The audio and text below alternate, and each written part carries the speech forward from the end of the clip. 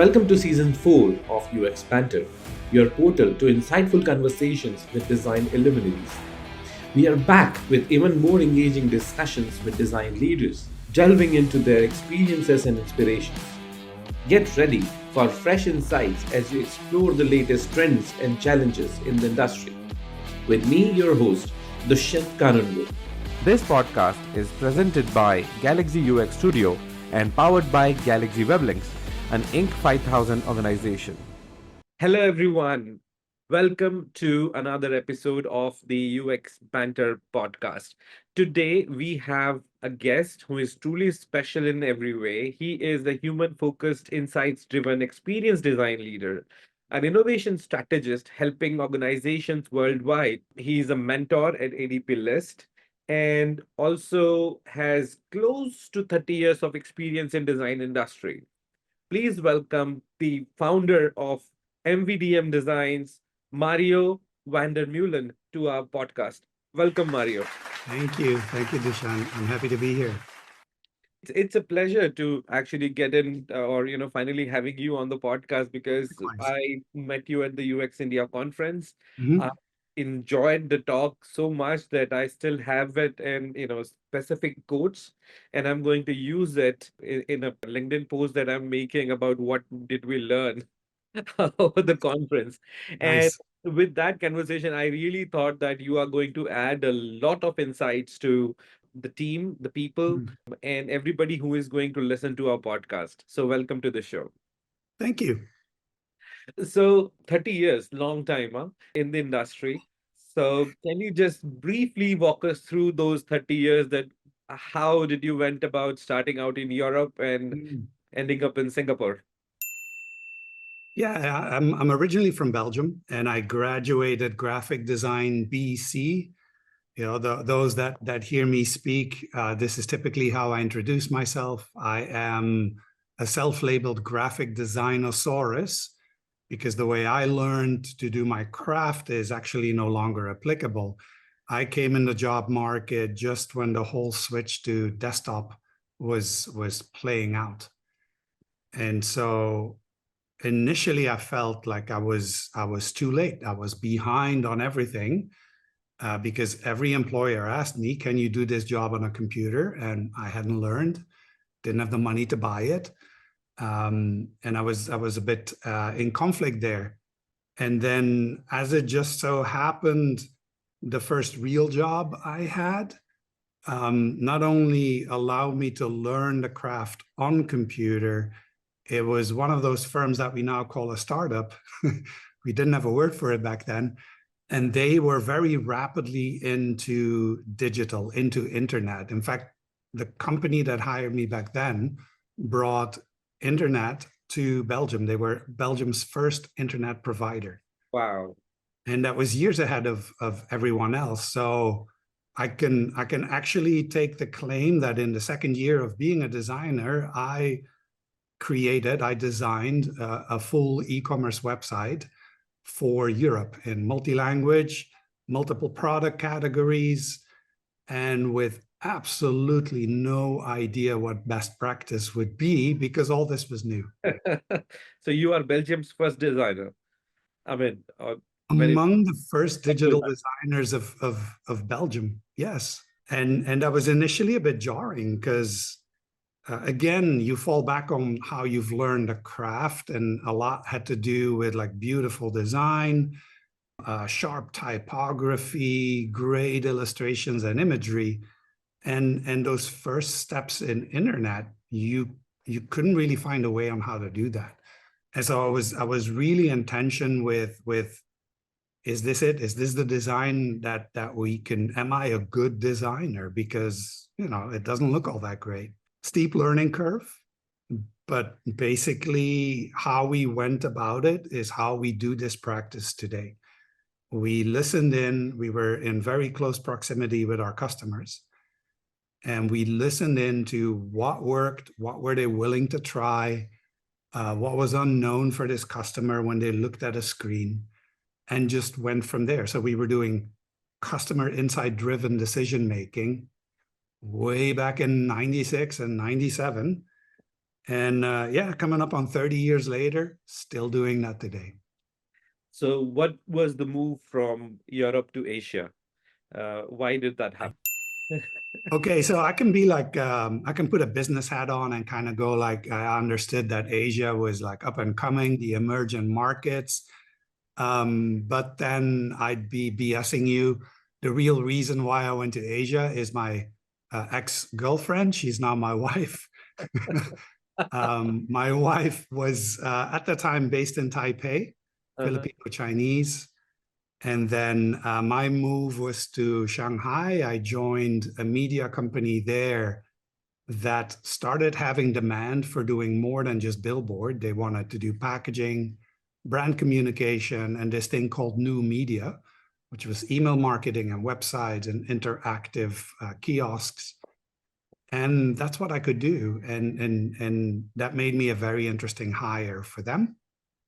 That made my then girlfriend move her job to Shanghai. And yeah, we haven't looked back since.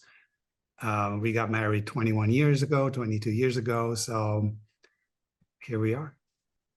Wow. So was there any sort of issue with the language barrier? Because European language and script is understandable, but when you're designing for a completely different script, it has to come from a deep connection. Either you learn it or you have to Yeah. get a lot of help. I had a few ambitious moments where I'm like, I must master this language, but that never happened. I have a bit of survival level Chinese in me. I'll manage, but to really do the strategic part of it, that would that would be near impossible. I felt to get that mastery of language. And so the compromise that we did when I was in Shanghai was pointing out to people that English wasn't my first language either, but it's our common language. And again, especially if you move into more strategic conversations and decision making, I didn't I didn't feel comfortable enough to master Chinese language, and then have the confidence that I was guiding clients along the most evidence-based path. I think the similar situation is happening elsewhere in the markets as well. I mean, right Mm, now, if you see as Saudi Arabia is up and coming when it comes to the big market, as mm. people are claiming, the same challenges that designers are facing now because they are entering a market with their skill set, but the language barrier has to happen. And so, any tips on how to deal with certain situations? Well, what it made me choose was that the people around me had a lot of value, and I had to lean on the people around me, the local people around me, to get familiar with the culture, to get familiar with their thinking patterns and how they would approach problem solving. And that is an opportunity then also to create affinity with those that you work with. I never approached this job as, I'm the white face, so therefore I'm right. And I've done this longer than you, therefore I'm better. I've never approached it that way. And I think that's the advice I would give anyone, even if you truly have a deep expertise, is to approach it to as a more open-minded, more approachable manner of working, that you don't hold those around you hostage to the fact that you think you know better. So while we are talking about the cross-cultural, multi-dimensional ways of working, I mean, we are in India at the moment and working for the clients which are international, they are all over the place. Mhm. So putting it in the cultural context, anytime that we are working for people that we don't know, they creating or developing that sort of empathy and understanding their way of thinking becomes mission critical. So, Mhm. do you think that the research methods or insights change when you are traveling from one group of country to another? Because the approach has to be updated because most of the data which is available in the ready repositories, say for the US market, you can get plenty of it.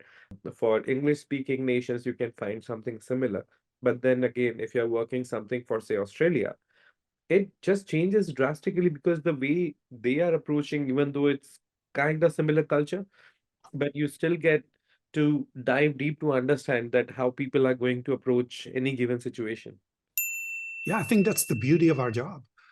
It prevents us from falling into a pattern where we think we've solved things, where we think we know. We have to accept that actually we truly do not know, and we have to remain curious about the job, even though the job could be the job you've done time and time and time again, because the scenarios are just different. And when you start looking for the differences in those scenarios, then this practice of design, whether this is research or journey design or service design or product design, this journey just remains fresh and remains exciting to do, because you just constantly work with new elements or different perspectives of what you thought you knew. So, before I ask you one of the highlight question that I know that you are the only person who should be able to answer, I really want to jump into the fun conversation and ask you a few questions off my sheet with the rapid fire questioning. Are you ready? All right, let's do it. Tea or coffee? Coffee, absolutely. I've seen you holding the cup throughout the conference, so I know that. Yes. Uh, Window or aisle seat? I used to be aisle seat. I've moved to window seat. I don't know why. So I'm a Uh, recovering aisle seat. Room to just hang back on the other side. It depends. It depends what side of the airplane I'm on. If I'm on the right side of the airplane, I prefer window. A couple of years ago, I had a really bad shoulder injury requiring surgery and all kinds of non-natural material to keep it together. And so I'm worried if I'm sitting aisle seat on the left, that people just bump into me. Uh, So I try to sit where no one can walk into my shoulder. That's well, I hope you're feeling the truth a of it. lot better now. Okay, so what is your go-to snack? Chocolate. I'll have chocolate pretty much every day, come to think. Every, and what is the sort of meal that you can cook? I've been known to cook a few meals. I tend to kind of experiment in different kind of Italian, French cuisines. I guess we have this habit at home to switch who's doing the dinner cooking or the lunch cooking. And so typically Sunday night I'll prepare something Italian with gnocchi or pasta but it'd be plant-based. You're a good chef. Oh, maybe we should ask that to the people that eat the food. But yes, I tend to get compliments. I do together with my wife, we do a lot of baking. Uh-huh. And so we now try to shift that to plant-based, gluten-free, no sugar or no refined sugar, as healthy as possible. Not easy to do, doesn't always work out. But then what you created. What is your favorite mobile app? I'm not sure if I have a favorite one. The ones I use the most is either my communication apps, so a WhatsApp or a WeChat. I tend to be on Strava quite a bit because I run often. Favorite, As a designer, as a designer, there's an app I recall that no longer exists that I liked because it was so different. But I completely forgot the name. You're putting me on the spot here now. There was an app that helped you kind of ground yourself, where you needed to keep your finger on the screen, and then it created this colorful aura that was growing the longer you kept your finger on the screen. But if you lifted your finger, it was gone. so And it so was the closest app I can think of now is the one where you can grow a forest, where you can grow trees if you're in like a non-phone environment, right? If you switch your phone off and you set it to non-disturb, then a tree can grow. Mhm. But I remember at the time that I really liked the how that aura was growing. It was very fluid, very well crafted. And so, yeah, I didn't do what the app asked me to do, which was close my eyes and meditate. I kept looking at the phone to see. Was it working? All right. Yeah, Books or movies? yes. Both. I think both. The reading has gone down a bit, frankly, but I can enjoy both. Just like I can be disappointed by both as well. Like I can stop mid movie or stop mid book and not touch it again. But both, they're so very different. So Any recommendations on both? I tend to like movies that where every picture kind of feels like every frame feels like a painting. And so anything that Villeneuve does, so the guy that did Dune, but check out his other movies. Mm-hmm. Anything that comes with like very different perspectives on either known topics or new topics, hence Villeneuve, that really draws me in. And then books, I tend to read a lot of books that help me in my craft. The novels, I've come to realize now that it's been a while since I read a good novel. I think the last one I read a few winters ago was the All the Light We Cannot See, which then got butchered by Netflix because they really didn't stay true to the book. That was disappointing. So hence maybe that's where I'm drawing a curiosity between books and movies, because if they do one of the other, I'll have a look to see if that really matches expectations or if they stay true to the story. Your favorite YouTube channel? My homepage. I'm not subscribed. I'm not really subscribed to any channel. Uh-huh. But I tend to like go down rabbit holes based on what comes on my home screen. And then obviously the next time I revisit, I just keep seeing more of it. And then, I try to find something else and just explore. There's So on so much that there. note, I would say that guys, whoever watching and listening, please subscribe to Mario's YouTube channel and also this podcast. Like and This subscribe podcast. and share and comment and let us know what you think of it. This is the mid-episode thing that I'm doing for the first time. So there we are. Yes. Yes, I would say your podcast. I don't have any. And there's not a lot that I've uploaded. So again, that's that graphic designosaurus in me, I guess. So, with the graphic designer Saurus, I will bring back the conversation to another term that you referred yourself as a design whisperer or people whisperer. What was that term? In my talk, I mentioned I was a CEO whisperer CEO and, whisperer. and a design politician. Ah, good. And the label design politician came from my previous work, but the whisperer, I had at various roles where people noticed that I could over time get all opposition to kind of follow, or that we found middle ground. So And that's where the question that I said that only you should be able to answer, which is the most common problem that I find that designers face is when they get this feedback, which is nor here nor there. They say they get the feedback which says, looks good, but I'm not sure about this. And that is not the right constructive feedback. And there are no actionable items. And it's just somebody's gut feeling that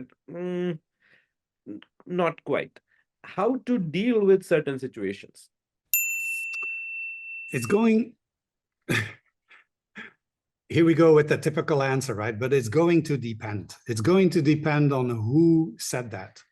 Now, if you take the stance that whoever said it has good intention and wants to also succeed in the challenge that you have on hand, it typically comes down to you need to help them help you, if that makes sense. we as designers were immersed in our craft.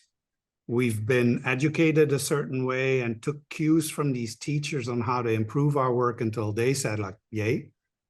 But that's not what a client can do. If a client could do that, they would be teaching it. So within the words, within the thinking, within the perspectives that that person holds, you need to have a conversation or have an interaction that can go a bit deeper than, I guess it's okay, but I'm not sure. You can win a lot of credit by saying, hey, I agree. I know it looks good because, you know, I know what good design looks like, but I'm also not sure. And then both go on that journey together. And, you know, the most straightforward answer here is, should we show it to a few more people and get what they think? Now, be prepared that then means you're going to get, you know, you're going to ask 5 people and you're going to get 7 new answers, right? And still no one knows and no one says the same thing. But maybe that will help that other person to now form a more constructive feedback or a more constructive opinion. So yeah, it's up to you as a designer to break through that resistance, you know, and not see that as a question to your craft, because it isn't. Especially not if they said, I suppose it's good, but I'm not sure. Then they already give you something which is positive. But even if that wasn't the case, even if they tell you like, this sucks, make it better. Okay, not constructive, right? If you feel personally attacked, you're not gonna enjoy the next couple of minutes if you can park that aside. No, I mean, the way, if they say that this is rubbish, just throw it Yeah. out in the trash, that is understandable because I know that this is not the right direction. But when they say this is good, but not sure about it, that is where you know that, you know, what They're else not sure do about here? it. If they're not sure about it, they need evidence to be convinced. And you can find out, or you can explore what that actually is. And that could be as straightforward as more people need to say it's good. Okay, then I guess I'm sure. It could be a stronger link to performance metrics, because in their mind, they're just not sure, like, is this design going to give me ROI? Is this design going to give me a sales funnel? And then we need to have that conversation about that aspect. But you need to ask, like, what's the part you're not sure about? And try to avoid, is it the colors? Because the colors will be so subjective, you never get that right. And try to avoid, but it's the design system, this is the way it is. Because that doesn't offer them a way in either. I was having the same conversation with the CEO only yesterday when we were talking about one of the clients who have the color palette of red and black as primary. And Mm. they were getting work done from some other places where they were not sure that what could be the right balance of black and red in a enterprise level application. If you put red anywhere, it's just alarming that what is the CTA? What are we following? And is it the right direction to go? And we're like, yes, for the accent side, you can actually do, but it is a problematic color if you have red as the accent color, which is like the primary red. Yeah, Um, you'll have that a few times, right? That, especially if you start working in platforms or software, there's a system set of colors, the green, the orange, the red, the blue. And so you're quickly running into problems, or that kind of challenge is not really it's a challenge, right? I don't accept that it's a problem. it's a Now, challenge. if the red of your logo is color-wise the exact same red as the alert color of 99.9% of operating systems, you might want to have a conversation about changing the brand color. That's absolutely right. And that is where the design concept and the color psychology comes to play. If you Mm, are using red and blue for US based consumers, there is a certain level of acceptance. Same thing happens in UK, that if you're using colors Right. which Yeah. are bright and sunny with red, that is something which is quite saleable. In India, you have to stay on the side of blue because the colder side of it. So because of the weather and the condition, the color psychology comes to play, and I think that is where it becomes a lot subjective because people are traveling a lot these days, exploring the Yeah. world, getting to see a lot of other options which are available. So it just goes on to that loop and the biggest. And not just for colors, it'll go to shapes as well. What circular or triangle or square or rectangles, what those shapes are, and then in combination with the colors, that all influences either intuitively or subconsciously, that influences how we interact with communication material. But I'll point out that that is nothing medium specific. I mean, that's not because it's an app that it's that way. You know, when we were still printing on paper, that was already in play as well. So don't you think there is a big difference visually if we are looking at anything which is coming out of, say, Japan or China, in terms of how the web pages look with a lot of content, and it feels like very Mm. brutalistic design of earlier days. And then at the other end of the spectrum, you Yeah, have IKEA designs or Swiss design system, or if we yeah. are looking at systems coming out of Italy, it's completely different in the stark contrast of from each other. The design languages collide, and that confuses a lot of people that which direction to head to. But I think the answer is, or it feels to me that the answer is in how you just unpacked it, right? In a culture such as China, their tolerance for information is much higher than in Europe. Now that said, there are Chinese brands out there, some of the car manufacturers. Oh, They yes. have a very open, very spacious approach that then still finds like nuances that could hint to it being a Chinese design language or Mhm. a Chinese styled design language. So I don't really have any thoughts whether one is better than the other because it really comes down to, has it been, do you have the success metrics that this approach worked for your audience, your market, your product, your brand versus having done it differently? And what then is interesting is like, which one is the chicken, which one is the egg, right? So, Are these big e-commerce platforms bombarding you with all the content they have, and therefore that became the pattern, and therefore we're doing it? Or is it the user that needs it to be convinced that here's where I'm shopping? so I think Don Norman the other day he was talking to Felix in a conversation that I get to Mhm. witness, and Felix and he said that somebody at the Apple once decided that, oh, words are bad, remove them. Graphics are bad, remove them. And we end up with a very design language that people think that it is okay to go with. And he says that he hates it, the way that it has all turned out to be. And coming from the master himself, we have to believe that things in design have evolved beyond to a point where there is no way that we should be following or, finding the space which is very unique to your own customer base that you're targeting. In the global market, things could be different, but you have to think about what is the local market used to. So if it is being Yeah, Saudi Arabia or Japan or Malaysia, Singapore, they are all going to have this very different approach to what is digestible for them.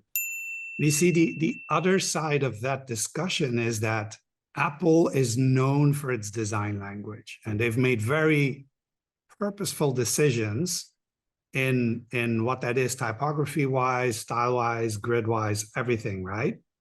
So if you change that and you apply it to what, the busy Chinese website or the information overload, that not only steps away from the brand being a global mark, it could also deter the audience you want to attract, because the audience is attracted to the brand that looks like that. Mhm. I think what the mistake is that, okay, mistake. I think what you need to avoid making as a mistake is that your rationale of doing it this way is because Apple does it that way. But you're not Apple.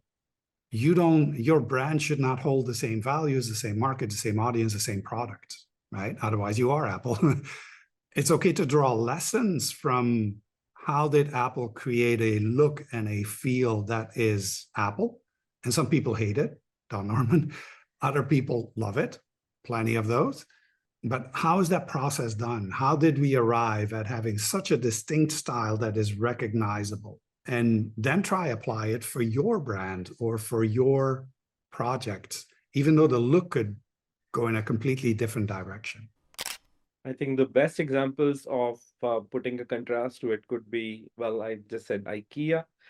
Second, you can think about is what the Swiss design system is. It's again on the minimalistic end, but still works in all sorts of favors. Yeah.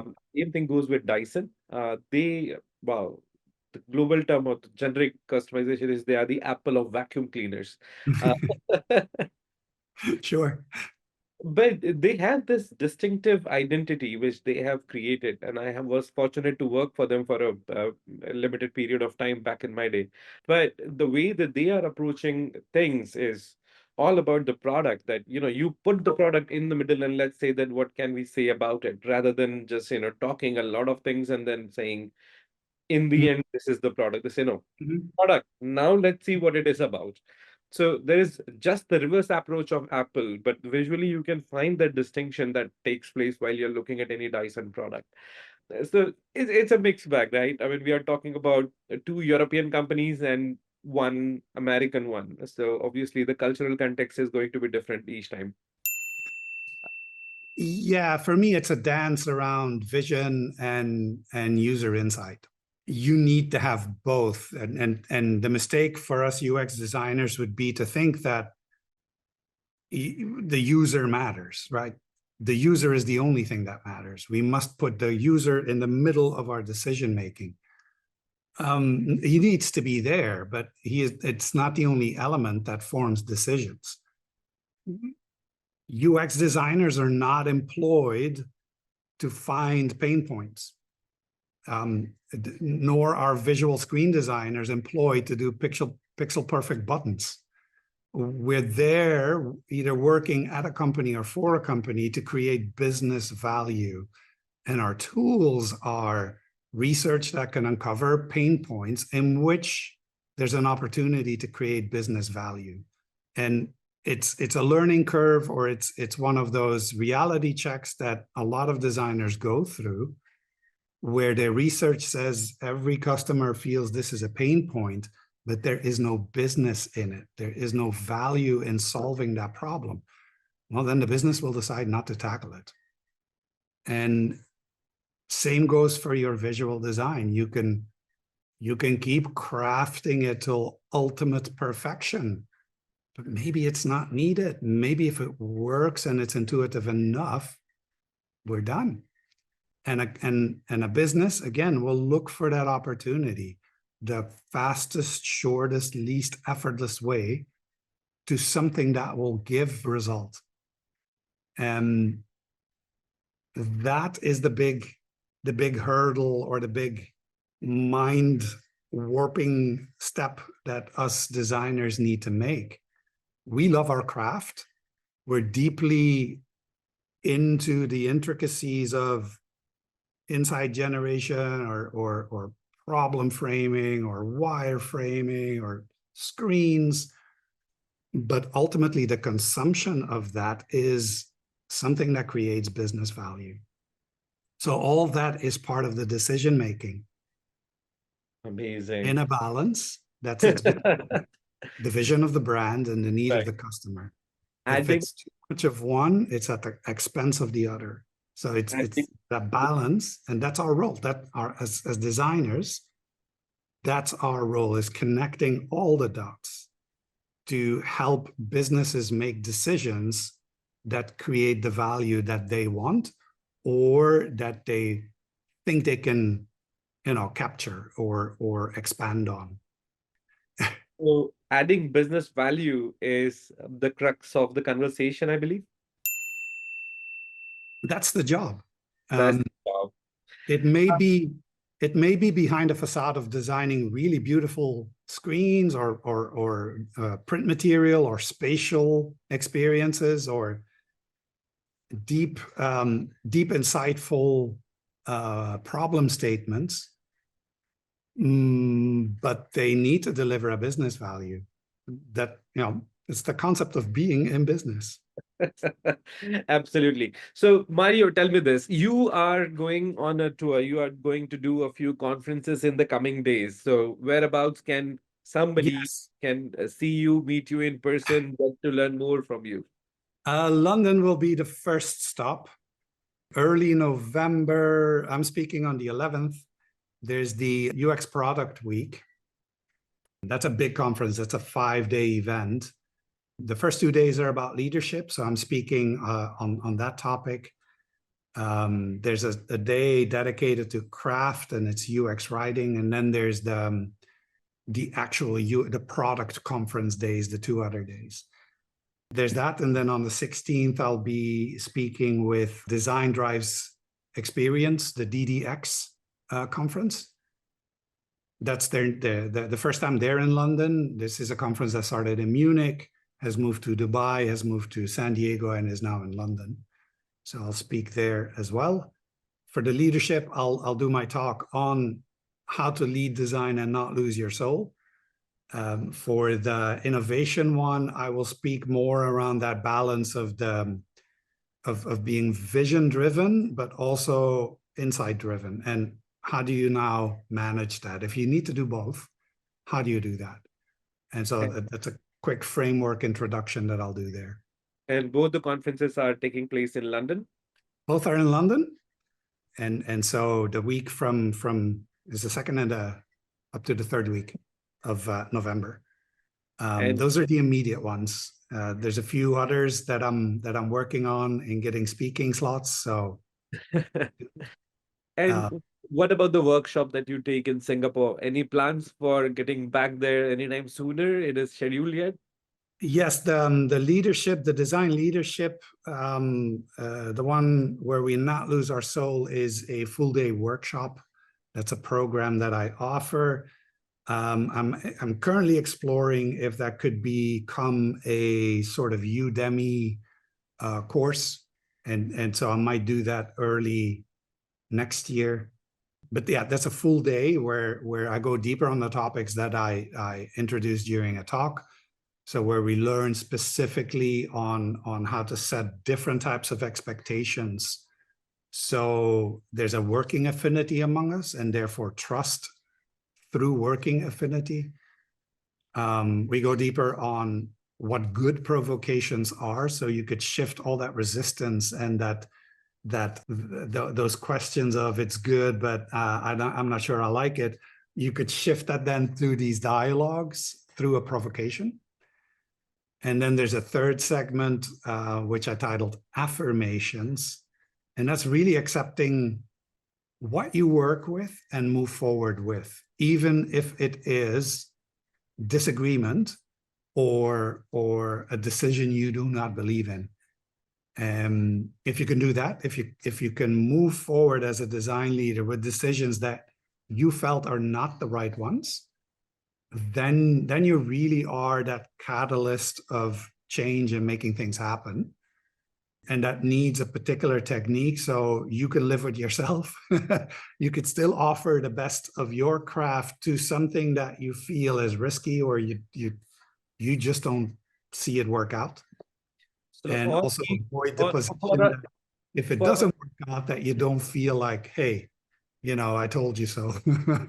So for the audience, I would like to say I have been witnessed to the talk about that not losing your mind as a design leader by Mario, and I can tell you it is worth listening to, and it's such valuable insights that I was hoping that the full day long workshop happens soon. So even though if I have to fly out to Singapore, I would love to do that. But the Coursera sounds fantastic. So do watch out, do follow him on LinkedIn and see that what comes out of it. So what are the other ways that one can get in touch with you, Mario? Yeah, LinkedIn's the most straightforward. There's a contact form on my website, but LinkedIn is the most straightforward. I've noticed that people started following my Instagram account, but that's quite personal. I don't really use that to promote my thinking or the perspectives or the advice that I would give. I'm currently taking a short break on ADP, so the mentorship sessions are not available probably for the remainder of the year, because I have a few things going on.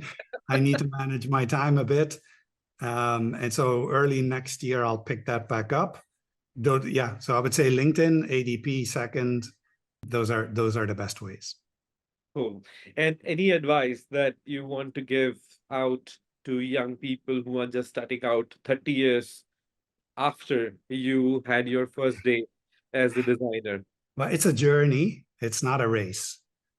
You're going to come across scenarios where you think you're not good enough, where you think others do it better, faster. That does not matter. If design is in your soul, then it goes at your pace, at your rhythm, with all the highs and lows that come with it. Try to remain as curious as you can without falling into patterns of I know how to solve it. Someone that gives you a design brief and you think, I know what that is. So try and be as curious as you can be. Just shift perspectives, try to flip things upside down. If they say it's this way, what would make it not that way? If it's not that way, what would actually, make it worse, make it better, make it different? What if we did the opposite of that? Just constantly shifting perspectives. And then if you bring that into conversations without it coming across as it being your opinion, you will have dialogues that will make you important for other people because you help them think. Just as you helped yourself think, you will now help them think. That, and then a lot of reflection. So take the time to really process what your day has been, what your week has been, but do it as if you're doing self-research, as if you're a UX researcher for yourself, with all the forgiveness and all the tolerance for whatever didn't work out or whatever went against you. And that too builds up more resilience and a bit of a catalog in your head on how to navigate challenges and disappointments. But as I said, if design is that mindset that you have, if it's in your mind and your heart and in your soul, then it really becomes your responsibility to find ways to keep that alive and keep that passion driving you forward, because you will be one of these people that make change happen. And you will then be one of those people that others will gravitate to because they want to know your secret. How do you do this? How do you stay in design 5, 10, 20, 30 years plus and not lose your soul? Amazing. Thank you very much for those wonderful insights. And I think this has been the most design discussion that I've had over the podcast, because Oh, generally nice. the conversation remains on the individual side. But because since you have been one of the most, in a very positive way, most senior person that I had on my podcast in the industry, still active, not yet thinking about retirement. So, getting to know the journey plus those insights and getting that sort of mentorship and guidance was something that I personally wanted. So, we delved deep into those conversations about managing the clients and talking about leadership techniques. But thank you so much for joining our podcast. It has been really fun, great learnings, and I'm looking forward to learn more from you in coming days personally. Perfect. Thank you. Thank you so much. So, to all the listeners, that was all for today's episode of UX Banter podcast. And stay tuned, we will be back with more design leaders, more interesting topics and talks. Until then, have a great day ahead. Bye.